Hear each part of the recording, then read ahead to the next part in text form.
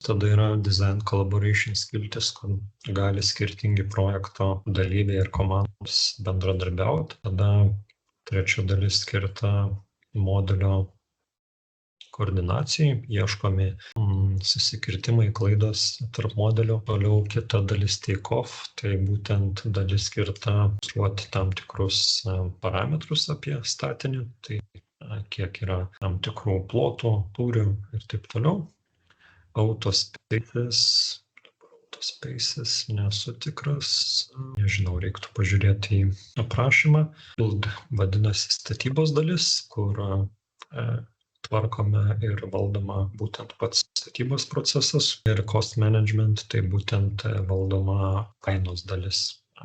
Reiškia, galima valdyti savo resursus ir prižiūrėti kainą. Ir insights, tai reiškia, žiūrim ir pristatom, pritaikom bendrą visumą, galim padaryti tokią interaktyvią lentą, kur galim matyti tam tikrus parametrus apie projektą. Tai dabar, jeigu paimam mūsų užduoties rėmus, tai mums aktuali kainos ir laiko dedamoji. Tai kainos dedamąją galim administruoti per cost skiltį, o dabar laiko dedamąją būtų per build